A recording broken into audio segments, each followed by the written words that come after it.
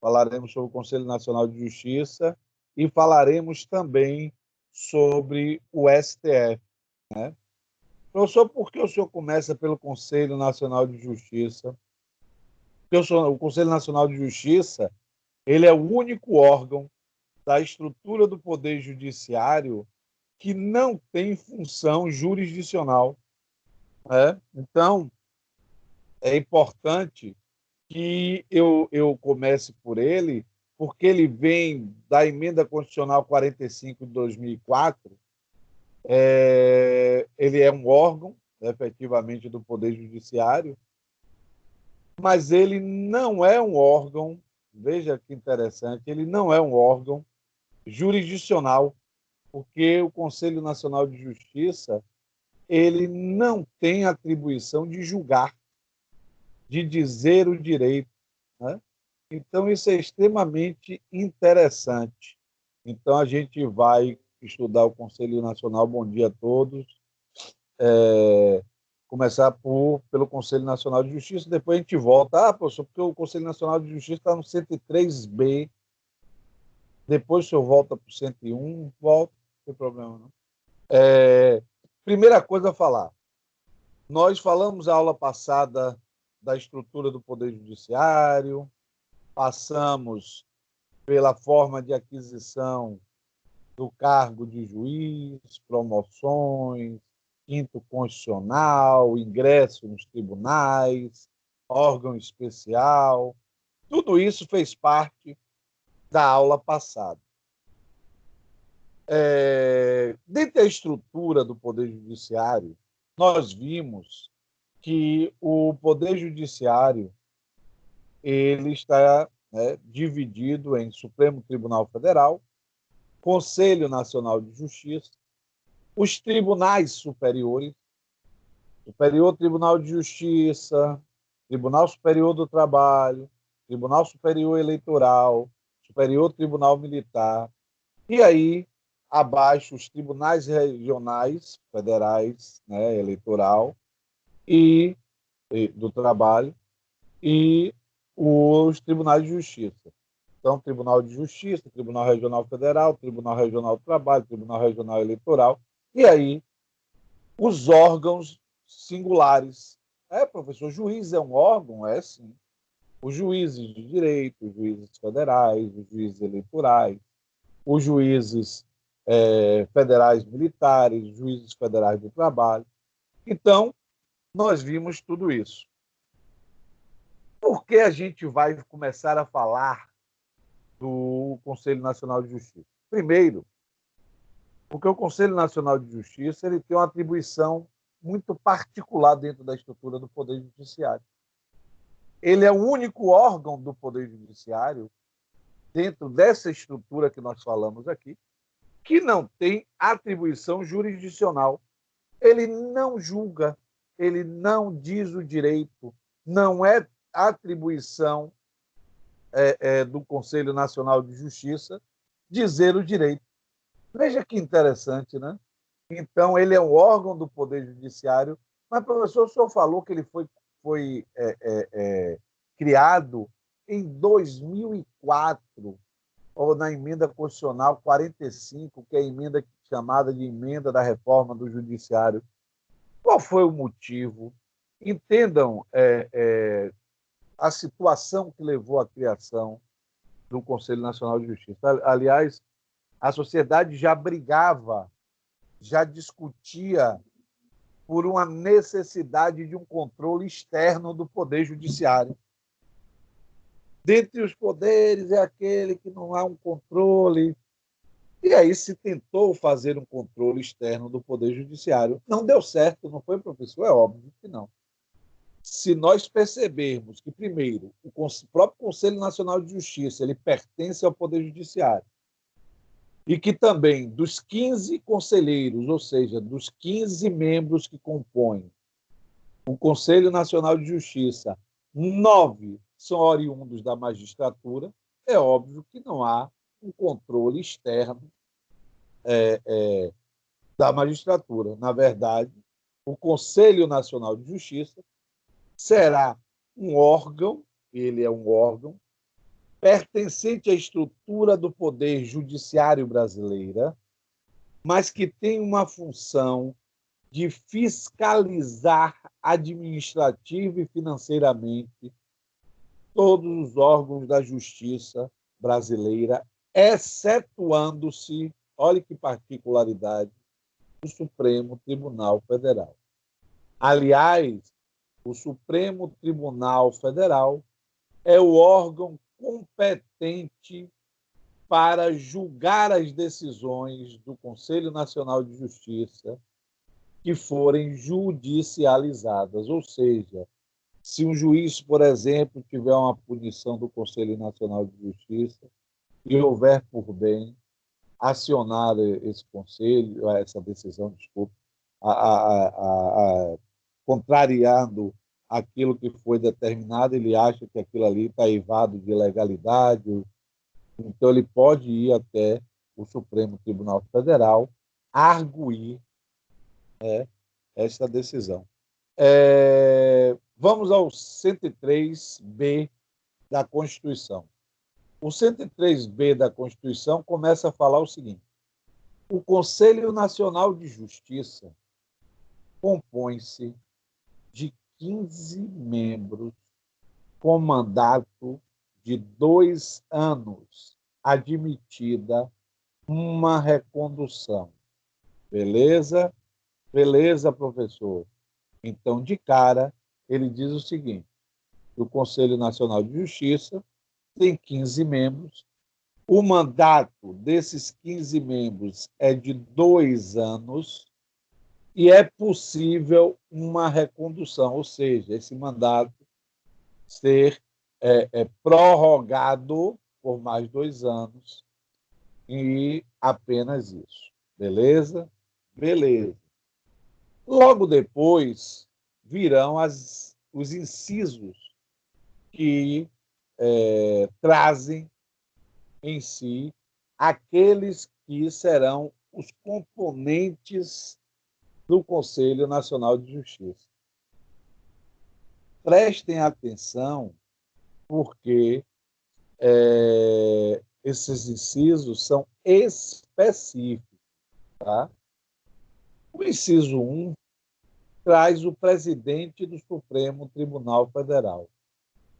Opa, professor, o presidente do Supremo é presidente do Conselho Nacional de Justiça? É sim, vocês vão ver logo abaixo que um dos componentes necessariamente será o presidente do STF, que também presidirá o Conselho Nacional de Justiça.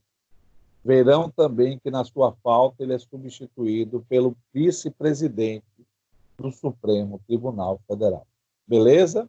Então, uma vaga é do STF e, especificamente, do presidente desta corte, do presidente daquele que está na presidência do Supremo Tribunal Federal.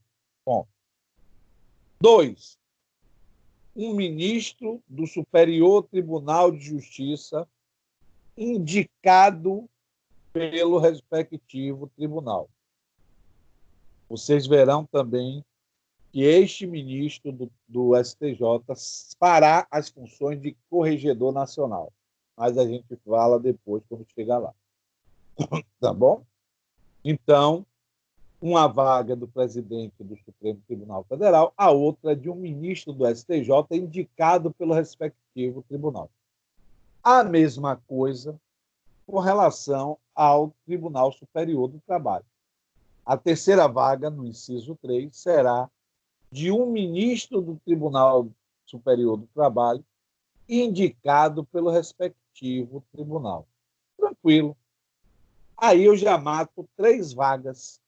Lembrem que da magistratura são 9 das 15 totais do CNJ.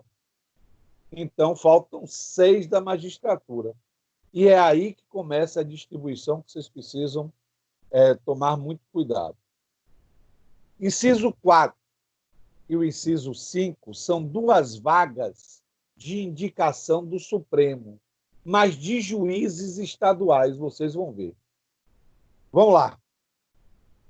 um desembargador de Tribunal de Justiça indicado pelo Supremo Tribunal Federal, é o inciso 4, e um juiz estadual indicado pelo Supremo Tribunal Federal.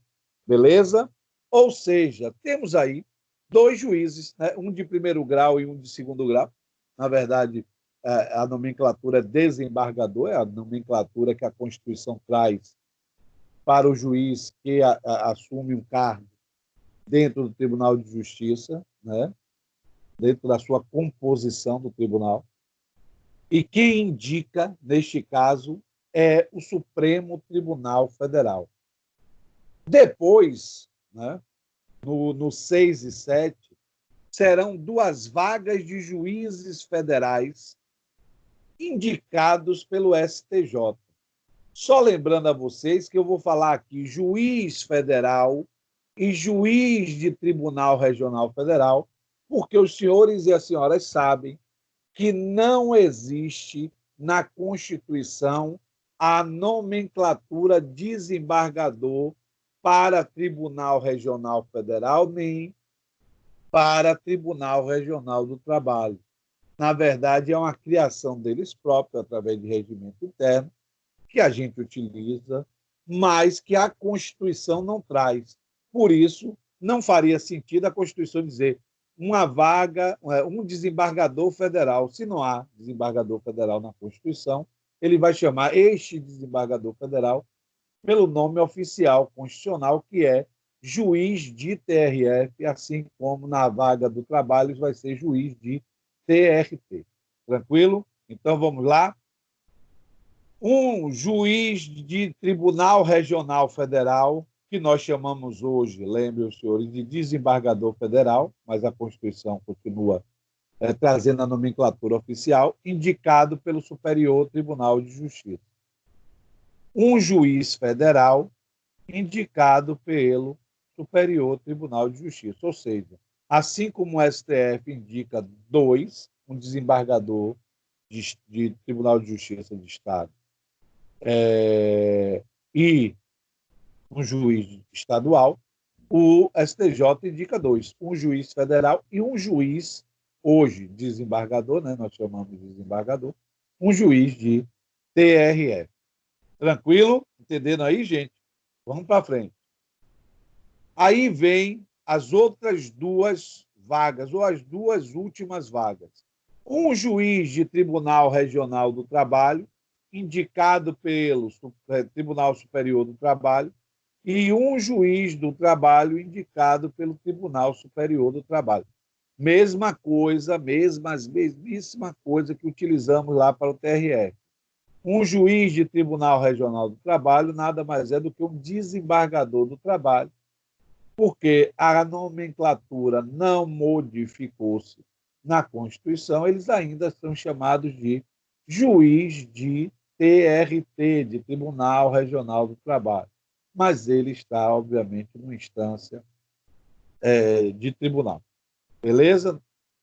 Aí eu fecho. Veja, presidente do Supremo, um juiz do STJ indicado pelo respectivo tribunal, né, um ministro do STJ, um ministro do TST indicado pelo respectivo tribunal. Aí o STF indica um juiz estadual e um desembargador estadual. O STJ indica um juiz federal e um juiz de TRF, né, desembargador.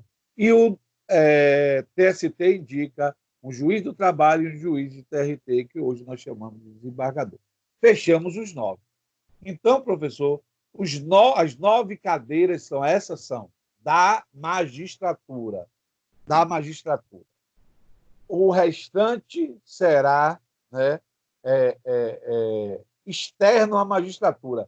9 para 15, 6. Então, nós temos 6 vagas ainda a serem distribuídas. E aí vai essa distribuição. Matamos, né, as vagas da magistratura, são essas 9, STF é o presidente, STJ, um indicado por eles, TST indica um ministro deles, depois cada um desses 3 tribunais indica 2. Tá? Aí nós vamos para o Ministério Público da União. Tem um membro do Ministério Público da União, e um membro do Ministério Público Estadual, sendo que um membro do Ministério Público da União, indicado pelo Procurador-Geral da República, e um membro do Ministério Público Estadual, escolhido pelo Procurador-Geral da República também, aí tem uma particularidade, dentre os nomes indicados pelo órgão competente de cada instituição estadual. Então, é como se os estados oferecessem os nomes e aí o Procurador-Geral da República escolhe, dentre eles, aquele que vai ocupar para o mandato de 2 anos o cargo de conselheiro do CNJ. Além desses dois, nós temos 2 advogados indicados pelo Conselho Federal da Ordem dos Advogados do Brasil. Hoje, nós, baianos, temos a honra de termos um conselheiro que está no seu 2º mandato. Ele fez um mandato de 2 anos e foi prorrogado por mais 2, que é o doutor André Godinho. Ele hoje, temos a honra de ter um baiano compondo o Conselho Nacional de Justiça e na vaga dos advogados. É uma grande honra, um excepcional advogado. Então, que bom, que legal que nós temos aqui para nós, baianos, hoje o CNJ compôs. Já tivemos antes? Já tivemos algumas vezes. Inclusive, a ministra Eliana Calmon, do STJ, ela foi corregedora nacional. Beleza? Vamos lá? Aí, professor, sobram mais 2 vagas, porque o senhor falou as 9 da magistratura, que nós vimos lá, 2 indicadas pelo Procurador-Geral da República, um do MPU, outra indicada pelos MPs, 2 vagas de advogado indicada pelo Conselho Federal da Ordem, e agora, professor, sobram 2 vagas, que são 2 cidadãos. Agora, veja, são 2 cidadãos de notável saber jurídico e reputação ilibada, indicados pela Câmara dos Deputados e outro pelo Senado Federal. Então, os 2 cidadãos têm que ter reputação ilibada, notável saber jurídico, e devem ser indicados um pela Câmara dos Deputados e outro pelo Senado Federal. Professor, aí fechou. São os 15. Pronto, exatamente isso. Tranquilo? Vamos seguir? Parágrafo 1º. O Conselho será presidido pelo presidente do Supremo Tribunal Federal. Já havia falado para vocês. E, nas suas ausências e impedimentos, também já havia falado, pelo vice-presidente do Supremo Tribunal Federal. Ou seja, quem preside o CNJ é o presidente do STF e, nas suas ausências ou impedimentos, assume o vice-presidente do Supremo Tribunal Federal. Tranquilo? Vamos lá. Parágrafo 2º. É interessantíssimo, hein?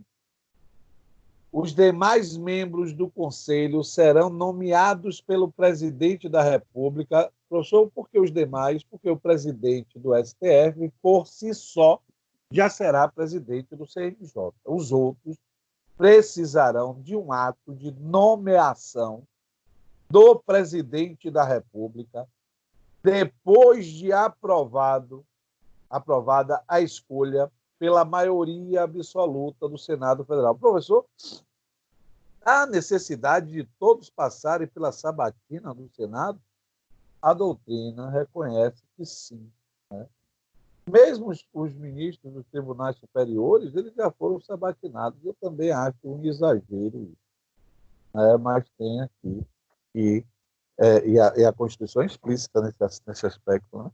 O Conselho será, os demais membros do Conselho, veja que ele, logo depois de falar do presidente do STF, serão nomeados pelo presidente da República depois de aprovada a escolha pela maioria absoluta do Senado.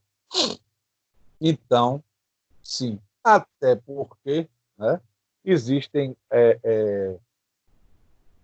membros aí que não necessariamente passaram por sabatina antes. Mas a gente podia excluir, inclusive, os ministros de Tribunal Superior, né? STJ, ST, mas tudo bem. É assim que está a Constituição, vamos para frente. Parágrafo 3º. Não efetuadas, isso aqui nunca aconteceu, tá? Não efetuadas no prazo legal as indicações previstas nesse artigo, aquela, o STJ vai nomear, vai indicar um membro de tribunal, um juiz federal e um membro de tribunal regional federal. Né? Então, se não fizer dentro da data indicada, não efetuadas no prazo legal as indicações previstas nesse artigo, caberá a quem a escolha, o STF. Beleza? Eu não conheço, gente, nenhum caso até agora, pode até ter acontecido e eu não ter tido conhecimento, de ausência de nomeação.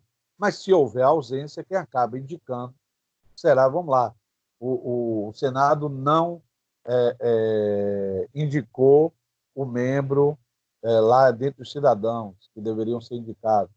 Neste caso, né, quem vai acabar indicando é o STF. Assim prevê a Constituição. Beleza? Parágrafo 4º. Compete ao Conselho, aqui é o que eu falei a vocês, o controle da atuação administrativa e financeira do Poder Judiciário. Inclusive, gente, quando a gente fala em atribuição, né, de controle administrativo, engloba, inclusive, os aspectos correcionais, que nós vamos ver aqui ao longo dos parágrafos em si, tá bom? Compete ao Conselho o controle da atuação administrativa e financeira do Poder Judiciário e do cumprimento dos deveres funcionais dos juízes, cabendo-lhe, além de outras atribuições que lhe forem conferidas pelo Estatuto da Magistratura, 1. Zelar pela autonomia do Poder Judiciário e pelo cumprimento do Estatuto da Magistratura, que é anterior, gente, à Constituição, é de 79, salvo engano, beleza? Podendo expedir atos regulamentares no âmbito de sua competência ou recomendar providências. 2. Zelar pela observância do artigo 37 e apreciar de ofício mediante provocação a legalidade dos atos administrativos praticados por membros ou órgãos do Poder Judiciário, podendo desconstituí-los, revê-los ou fixar prazo para que se adotem as providências necessárias ao exato cumprimento da lei, sem prejuízo da competência do Tribunal de Contas da União. Professor, espera aí, o senhor está falando aqui que o inciso 2 fala de ofício, mas ele não é um órgão do Poder Judiciário. O Poder Judiciário não age de ofício, o princípio da inércia. Vocês lembram o que eu falei? O CNJ tem função de julgar? Tem função jurisdicional? Não. Não tem função jurisdicional. Ele age de ofício, sim. Assim como, obviamente, o juiz age de ofício quando a lei lhe permite. A inércia no início de uma ação é uma coisa, mas existem os atos de ofício do próprio juiz. Tá? Não confunda uma coisa com a outra. Beleza? Vamos lá. Receber e conhecer das reclamações, aí vem a parte correcional, contra membros ou órgãos do Poder Judiciário, inclusive contra seus serviços auxiliares, serventias e órgãos prestadores de serviços notariais e de registro que atuem por delegação do poder público ou oficializado, são os cartórios, serventias, né? Sem prejuízo da competência disciplinar e correcional dos tribunais, podendo avocar puxar para si, né, a responsabilidade, processos disciplinares em curso, determinar a remoção, a disponibilidade e aplicar outras sanções administrativas, assegurada a ampla defesa. Ah, professor, é por isso que a punição máxima do CNJ, por ser uma punição administrativa, não pode fazer com que o juiz perca o cargo quando ele tem vitaliciedade, porque depende de uma sentença depois de transitada e julgada. Não é isso? Exatamente isso. Ele não julga, ele dá apenas uma decisão administrativa. Inciso 4, representar o Ministério Público no caso de crime contra a administração pública ou abuso de autoridade. O CNJ tem essa função. 5, rever de ofício ou mediante provocação os processos disciplinares de juízes e membros dos tribunais julgados há menos de um ano. Né? Ele pode rever as decisões de julgamento contra juízes e tribunais em menos de um ano. Tá? 6, elaborar semestralmente relatório estatístico sobre os processos e sentenças prolatadas. Na verdade, quem trabalha na justiça sabe, né, que hoje tem a questão do controle de produtividade que o CNJ faz, né? Tem as metas do CNJ, pronto, por unidade da federação, nos diferentes órgãos do Poder Judiciário.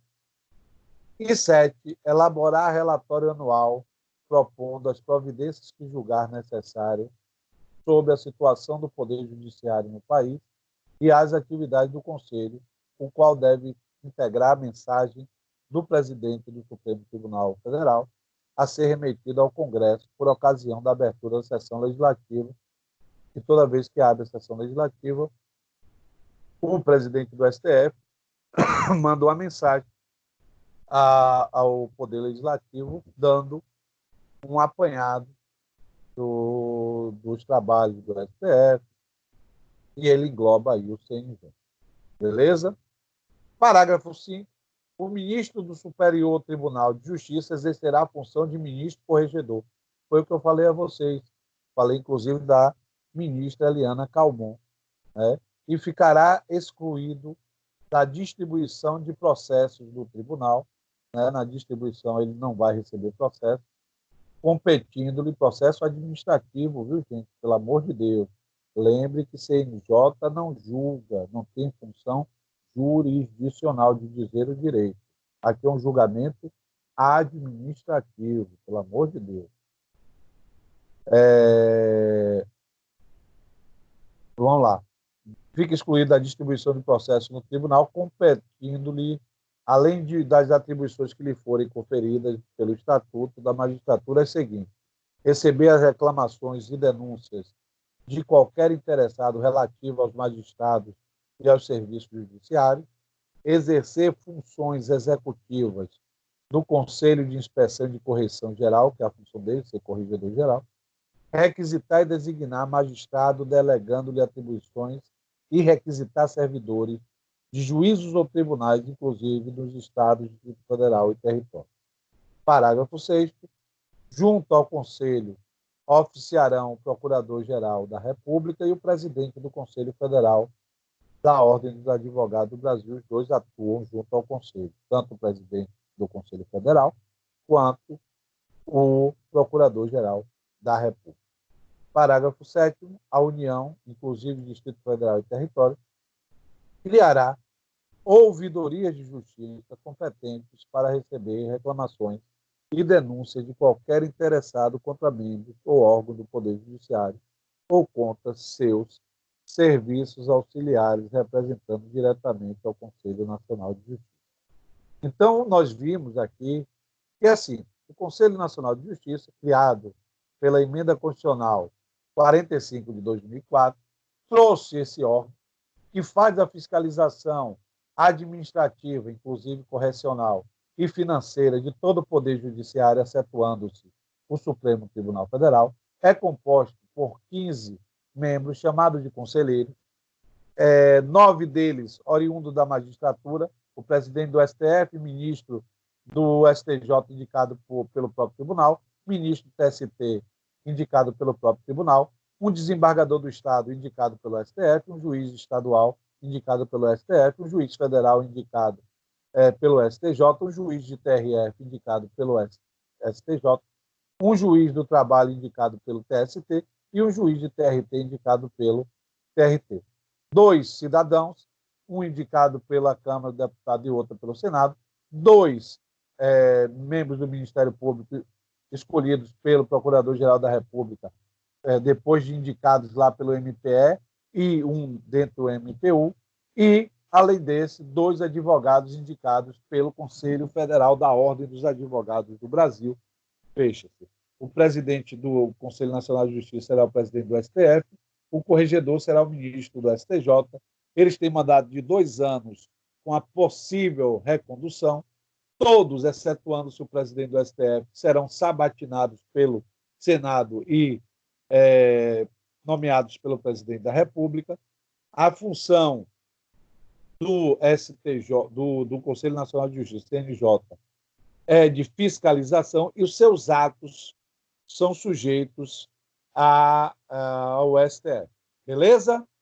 Tranquilo, do ponto de vista jurisdicional, tá? Sujeito do ponto de vista jurisdicional, porque o STF não sofre fiscalização do Conselho Nacional de Justiça.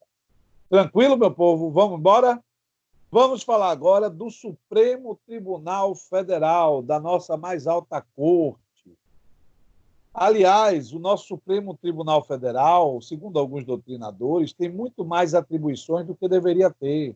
Deveria ser efetivamente apenas um tribunal constitucional. Alguns doutrinadores nossos dizem que o STF devia ter cargos temporários, nomeados pelo presidente, nomeados pelo legislativo, nomeados pela ordem. Então, numa escolha dividida por vários segmentos.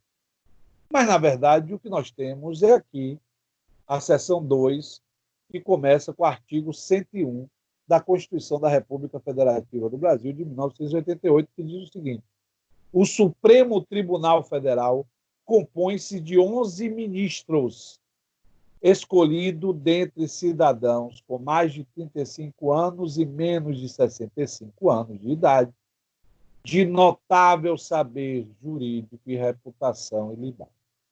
Professor, eu verifiquei aí que ele fala notável saber jurídico, que é uma terminologia extremamente aberta. O que é notável saber jurídico, né?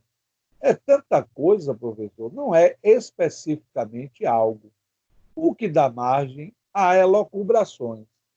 A doutrina costuma dizer que minimamente o ministro do STF tem que ser bacharel em direito. É o que diz a doutrina.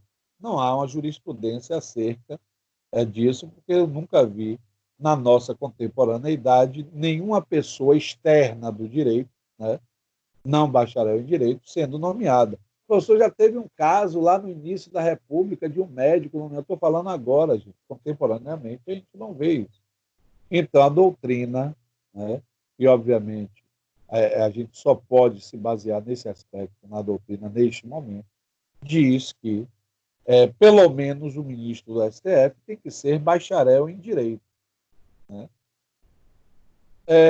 Professor, a idade limite é 65 anos, mas o ministro, que é vitalício, pode ficar no cargo até os 75 anos, não é isso? Exatamente. É o que acontece agora com o ministro Celso de Mello, que vai sair agora em outubro, eu acho que é outubro, por justamente estar no seu limite, etário para continuar no cargo. Tranquilo? Eu acho que poderia, inclusive, ser maior, tá? É uma opinião minha, pessoal, pelo amor de Deus. Né? Não é o certo nem o errado. É minha opinião. A longevidade, a própria dinâmica de vida tem nos levado a ver pessoas acima de 75 anos lúcidas, trabalhando. Né? Então, para mim, isso é um fator de extrema relevância numa Suprema Corte, né? Termos por mais 5 anos o ministro como Celso de Mello, se ele assim quisesse, seria excepcional. Né? com todo o seu cabedal de conhecimento e de experiência na Suprema Corte. Tranquilo? Mas isto é uma opinião. Tá? Parágrafo único. Os ministros do Supremo Tribunal Federal serão nomeados pelo presidente da República, depois de aprovada a escolha pela maioria absoluta do Senado Federal. Exatamente. O presidente da República ele escolhe livremente, obviamente, respeitando os critérios do caput do 101, né? Tem que ter no mínimo 35, mais até 65, notável saber jurídico, reputação ilibada. Ele indica o nome. Esse nome vai passar pelo crivo do Senado e, se aprovado pela maioria absoluta, que acaba passando, né? Já que essa escolha, essa aprovação do Senado, a escolha do presidente, ela tem um cunho muito mais político, né, do que... Não é uma prova oral, sabe, gente, de concurso, pelo amor de Deus, não acho que é isso, não. Tá? Então, é interessante esse entendimento. Aí, aprovado por maioria absoluta, é devolvido o ato ao presidente, que vai fazer a nomeação. Beleza? A partir desse momento, o indivíduo torna-se vitalício como membro do Supremo Tribunal Federal. Compete ao Supremo Tribunal Federal principalmente a guarda da Constituição. Gente, cabendo-lhe, aí ele vai falar, né, das competências do Supremo. É interessante que a gente verifique que o Supremo Tribunal Federal ele é um tribunal que tem algumas atribuições.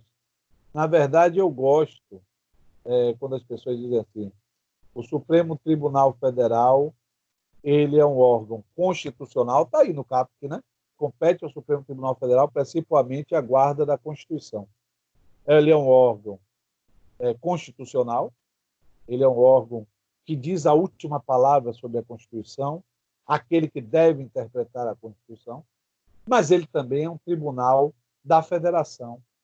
Quando há conflito entre estados, quando há conflito entre organismos internacional, Estado internacional e os estados, quem vai dirimir é o STF.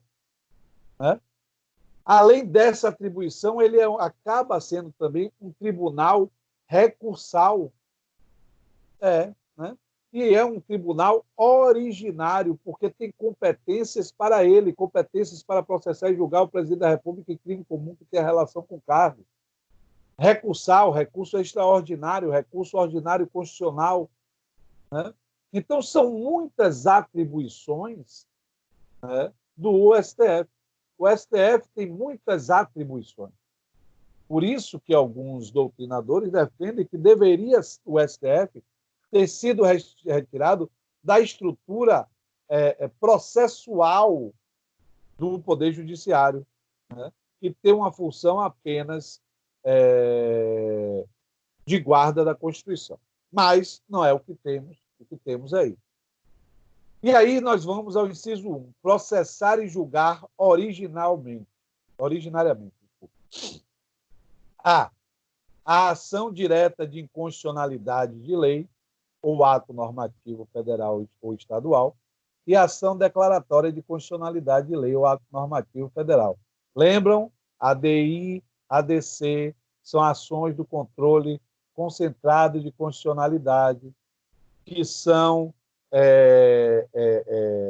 de competência do STF, lembrando que a ADI, a paradigma é a Constituição com relação à lei, o ato normativo federal e estadual, e a ADC, a Constituição é paradigma para a lei ou ato normativo federal apenas. Lembrando que tem a questão da ambivalência, né? Se nós temos um ADC e um ADI sobre o mesmo tema, se é declarada a inconstitucionalidade, obviamente, não será constitucional e vice-versa. Nós vimos isso quando estudamos controle de constitucionalidade. B, nas infrações comuns, né, nas infrações penais comuns, o presidente da República, o vice-presidente da República, os membros do Congresso Nacional, seus próprios ministros, né, do STF, e o Procurador-Geral da República. Olha, se comete crime comum, né, o presidente da República, o vice, os membros do Congresso Nacional, os próprios ministros do STF, o Procurador-Geral da República, a competência para processar e julgar é de quem? Do Supremo Tribunal Federal. Aí, C, nas infrações penais comuns e crimes de responsabilidade. Porque o crime de responsabilidade do presidente da República não é julgado pelo STF, e sim pelo Senado. Né? E nós vimos isso. Mas aqui não. Aqui na C é quem vai julgar crime comum. Por exemplo, o ministro de Estado comete crime comum ou crime de responsabilidade, é competência do STF. Ele só terá a competência do Senado se o seu crime de responsabilidade tiver conexão com o presidente da República. Aí, neste caso, como a competência para processar e julgar o presidente da República em crime de responsabilidade é do Senado Federal, ele vai junto, é uma avocação de competência, vai junto para o Senado. Mas, vamos lá, a linha C, nas infrações penais comuns e nos crimes de responsabilidade, os ministros de Estado e os comandantes da Marinha, Exército e Aeronáutica, beleza? Que têm status de ministro, tá, gente? Eles perderam a nomenclatura, mas têm status de ministro. É salvado o disposto do artigo 52.1, que vocês sabem, eu já falei, que é a questão da avocação, quando o crime é conexo com o do presidente da República. Os membros dos tribunais superiores e do Tribunal de Contas da União e o chefe de missão diplomática permanente. Então, vamos lá. Os ministros de Estado, os comandantes da Marinha, Exército e Aeronáutica, os ministros de Tribunal Superior, quais são? TST, TSE, né, STM, beleza? Além dele, o chefe de missão diplomática permanente e ministro do TCU. Esses serão processados e julgados tanto em infrações penais comuns quanto de responsabilidade. Ah, entendi, professor. Então, em infração penal comum, apenas o presidente da República, o vice-presidente, o procurador-geral da República, os membros do Congresso Nacional e os membros do próprio STF. Verdade. E o STF terá competência para processar e julgar nos crimes comuns e de responsabilidade os ministros de Estado, os ministros do TCU, os ministros de Tribunal Superior, do Tribunal de Contas da União, desculpe, os comandantes da Marinha, Exército e Aeronáutica e o chefe de missões diplomáticas permanentes. Verdade, verdade. Ah, beleza. Já botei na minha cabeça. Bom, ótimo. Vamos lá. D. O habeas corpus, quando o paciente é aquele que vai sofrer as consequências do habeas corpus, aquele que está sendo coagido no seu direito de liberdade. Beleza? Quando sendo o paciente qualquer das pessoas referidas nas alíneas anteriores, como o presidente da República, ministro de Estado, comandante do Exército, Marinha Aeronáutica, e o mandado de segurança e o habeas data contra atos, aí quando o ato é do presidente. O habeas corpus é quando eles forem pacientes, e no mandado de segurança e habeas data, desculpe, contra ato do presidente da República, das mesas da Câmara, do Deputado e do Senado Federal, do Tribunal de Contas da União, Procurador-Geral da República e do próprio Supremo Tribunal Federal. Beleza? Então, aí é de competência do STF. Olha o que eu falei a vocês, Tribunal da Federação, litígio entre Estado estrangeiro ou organismo internacional e a União, o Estado e o Distrito Federal ou o território. Não entra município, depois vocês verão, não é de competência do Supremo Tribunal Federal se houver um litígio entre o Estado estrangeiro e o município. F. Causas e conflitos entre a União e os Estados, a União e o Distrito Federal, ou entre uns e outros, inclusive as respectivas entidades da administração indireta. Ou seja, um Estado contra o outro, a União contra o Estado, o Distrito Federal contra a União, o Distrito Federal contra o Estado, é de competência do STF.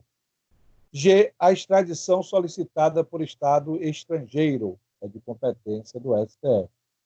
O H foi revogado. era o exequatur e a questão das cartas rogatórias. Vocês vão ver que é de competência hoje do STJ, então foi deslocado a competência para o STJ, depois a gente vai ver lá. Beleza?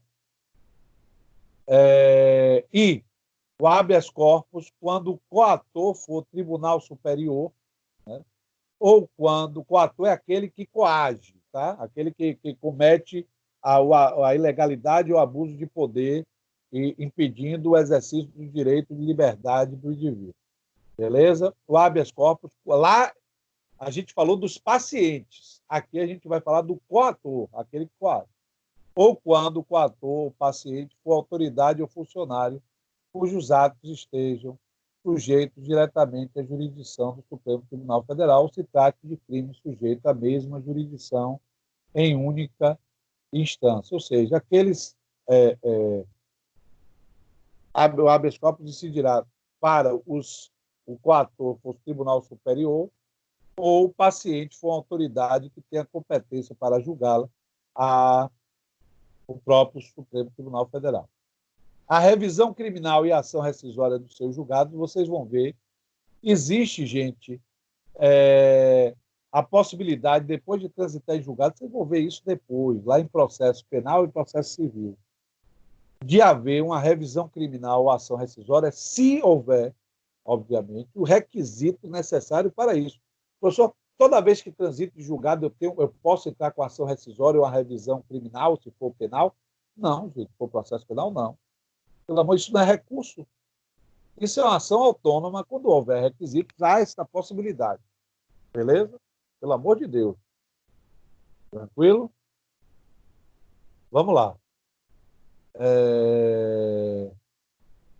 Revisão criminal. A reclamação para a preservação de sua competência e garantia da autoridade de suas decisões também. Gente, existe uma ação chamada ação de reclamação ao STF, ação de reclamação ao STJ. Neste caso aqui, obviamente, é o STF, que é uma reclamação para preservar sua competência. Nós temos uma súmula vinculante, por exemplo, 25. Súmula vinculante é uma súmula que impõe. Vocês vão ver isso quando a gente falar da reforma do judiciário, nós vamos falar da súmula vinculante. A súmula vinculante só é editada pelo STF. Há uma necessidade de pelo menos 2/3 dos ministros para que se edite uma súmula vinculante, que vai ter caráter erga omnes para todo o Poder Judiciário. Digamos, aí, por isso que ela é vinculante, ela vincula as decisões do Poder Judiciário, da administração pública, só não vincula o Poder Legislativo, obviamente, na sua função típica. E aí, digamos que o juiz descumpra a súmula vinculante 25, que diz que não há possibilidade mais hoje do indivíduo ser preso por ser infiel depositário. Pode haver uma reclamação ao STF dizendo que, STF, alguém, um juiz aí, ele não está cumprindo sua súmula vinculante. Né? Ele tem que cumprir, porque é uma súmula vinculante. Essa ação se chama, é chamada, reclamação ao STF. M. A execução de sentença nas causas de sua competência originária, aquela que tem início lá no próprio STF, facultada a delegação de atribuições para a prática de atos processuais. N. A ação em que todos os membros da magistratura sejam direto ou indiretamente interessados. Digamos que toda a magistratura do Brasil, né, seja direto ou indiretamente interessado num determinado tema que será julgado. Quem vai julgar é o Supremo Tribunal Federal, assim como a gente vai ver logo depois aqui nessa mesma linha, que se um tribunal tiver, né, mais da metade de seus membros impedidos, né, de julgar, ou seja, direto ou indiretamente interessado, também vai para o STF. Né? E aquelas em que mais da metade dos membros do tribunal de origem sejam impedidos ou sejam direto ou indiretamente interessados. Aí a atribuição de competência do STF. Os conflitos de competência entre o Tribunal Superior, Superior Tribunal de Justiça e quaisquer tribunais, entre tribunais superiores ou entre eles qualquer outro tribunal, a gente envolveu STJ, Tribunal Superior, no conflito de competência, né? Quem tem competência para julgar esse tema sou eu. Não, sou eu. Se houver conflito de competência, que é positivo e negativo, vocês vão ver lá em TGP, a competência para dirimir será do STF, beleza? Conflito de competência que envolva Tribunal Superior, a competência é do Supremo Tribunal Federal, beleza? Pedido de medida cautelar nas ações diretas de inconstitucionalidade, vocês viram isso lá comigo, né? As cautelares em ADI, em ADC, a DPF, né? É de competência do Supremo Tribunal Federal. Mandado de injunção, quando a elaboração de norma regulamentadora for atribuição do Presidente da República, do Congresso Nacional, da Câmara de Deputados, do Senado Federal, das mesas de uma dessas casas legislativas, do Tribunal de Contas da União, dos tribunais superiores ou do próprio Supremo. Mandado de injunção, gente, é um remédio constitucional que visa reparar pela ausência de uma norma que permita que o indivíduo possa usufruir de um direito fundamental e é entregue ao Estado juiz, para que ele possa efetivar esse direito. Né? Chama-se mandado de injunção. Esse mandado de injunção terá competência no STF quando as pessoas forem essas que eu falei, o presidente da República, que não fez uma norma que deveria, o Congresso, lato sensu, né? O Tribunal de Contas da União, tribunais superiores, o próprio STF. As ações contra o Conselho Nacional de Justiça e contra o Conselho Nacional do Ministério Público, que é um conselho que faz as vezes a semelhança do Conselho Nacional de Justiça lá no Ministério Público. Né? É formado por 14 membros. Não tenho tempo de falar sobre o Conselho Nacional do Ministério Público com vocês agora. Mas o que eu falei a vocês antes, quem julga as ações contra o Conselho Nacional de Justiça é o STF. Beleza? Inciso 2. Julgar em recurso ordinário, que a gente chama de ROC. Nós temos o ROC no 102.2 e no 105.2. Tem o recurso ordinário, tanto no STJ quanto no STF. A gente vai falar aqui apenas do STF. Julgar em recurso ordinário, habeas corpus, o mandado de segurança, o habeas data e o mandado de injunção em única instância pelos tribunais superiores, se denegatória a decisão. Vamos lá. Alguém foi preso por ordem de um tribunal superior, ou seja, é uma decisão em única instância, não veio através de recurso, foi preso por um juiz e em recurso chegou ao tribunal superior, não. Não. Quem mandou, desculpe, a competência não é o tribunal que mandou, não. Quem mandou prender foi um tribunal de justiça. A competência seria do STJ, por exemplo. Né? Única, né, instância. Neste caso, se denegatório o habeas corpus, né, se o habeas corpus denegar a soltura, será objeto de um recurso ao STF. Está vendo aí? Você já vai abarrotar o STF. E B, no caso de crime político. O 3 é o recurso extraordinário. Esse é o recurso que ele sobe. O professor sobe como? Sobe se houver repercussão geral, houver o pré-questionamento. A gente vai ver tanto o que é súmula vinculante, o que é pré-questionamento, o que é incidente de deslocamento de competência na próxima aula. Então, fiquem tranquilos. Repercussão geral, tudo isso veremos na próxima aula. Então, julgar, mediante recurso extraordinário, as causas decididas em única ou última instância, quando a decisão é recorrida. Aí ele vai falar tudo que contrarie a Constituição, vai estar aqui. Né? Veja só, contrariar dispositivo dessa Constituição. Aí, contraria a Constituição. Declarar inconstitucional de tratado ou lei federal, ou seja, contraria a Constituição. Julgar válida lei ou ato de governo local contestada em face desta Constituição. Julgar válida, a única exceção, né? Válida lei local, mas aí é a validade contestada em face de lei federal. Né? Aí é competência do STF, mas o resto é tudo sobre Constituição. Parágrafo 1º é a nossa DPF, né? A arguição de descumprimento de preceito fundamental decorrente desta Constituição será apreciada pelo Supremo Tribunal Federal. Nós já vimos isso semestre passado, né? e as decisões definitivas de mérito proferidas pelo Supremo Tribunal Federal nas ações diretas de constitucionalidade e nas ações declaratórias de constitucionalidade produzirão eficácia contra todos, não é isso? Erga omnes e efeito vinculante relativo aos demais órgãos do Poder Judiciário e administração pública direta e indireta nas esferas federal, estadual e municipal. Os efeitos, lembram da ADI e da ADC, que é efeito erga omnes contra todos, né? Vinculante, aí a gente sabe que é extunc, mas pode ser modulado, beleza? Lembrem disso aí, que a gente já estudou. No recurso extraordinário, o recorrente deverá demonstrar repercussão geral. Eu já falei a vocês que a gente vai ver depois a repercussão federal na próxima, repercussão geral na próxima aula. Inclusive, a gente vai trazer o artigo 1031 do CPC, que tem o próprio conceito de repercussão geral.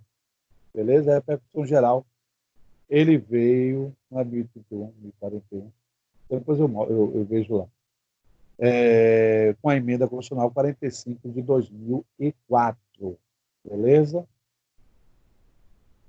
Por fim, né, temos o artigo 103, que são os legitimados para propor a ADI, a ADC, a DPF, lembram lá? Que são aqueles 9, presidente da República, Procurador-Geral da República, Governador do Estado, Distrito Federal, mesa da Câmara, mesa do Senado, mesa das Assembleias Legislativas e da Câmara do Distrito Federal, Conselho Federal da Ordem, partido político com representação no Congresso Nacional e confederação sindical e entidade de classe de âmbito nacional.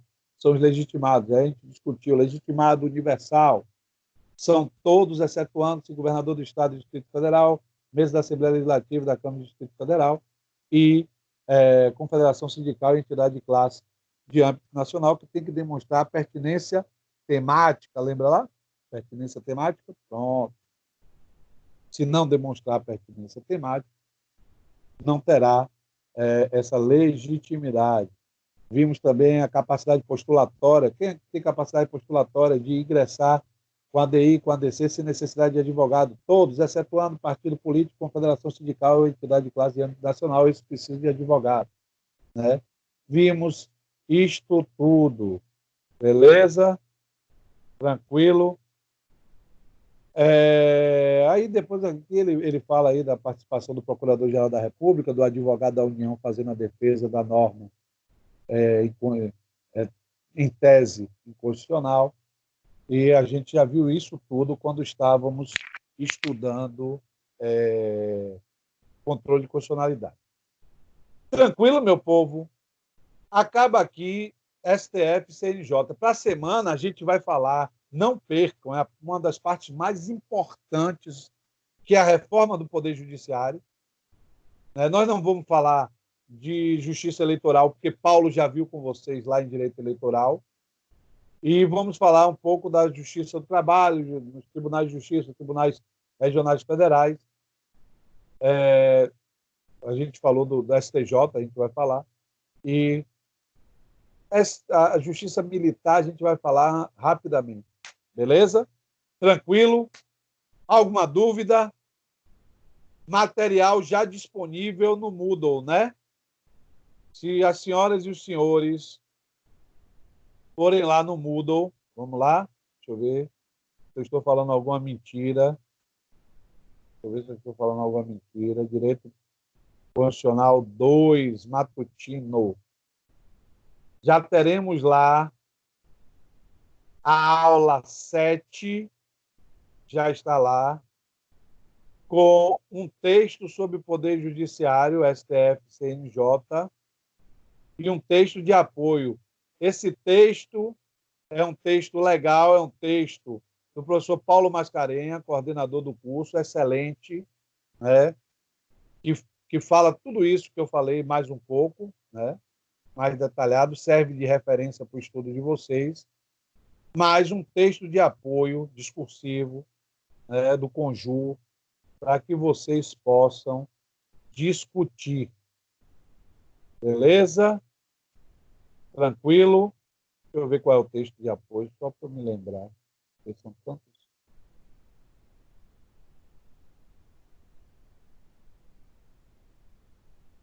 A nova era do STF e os custos políticos do ativismo judicial.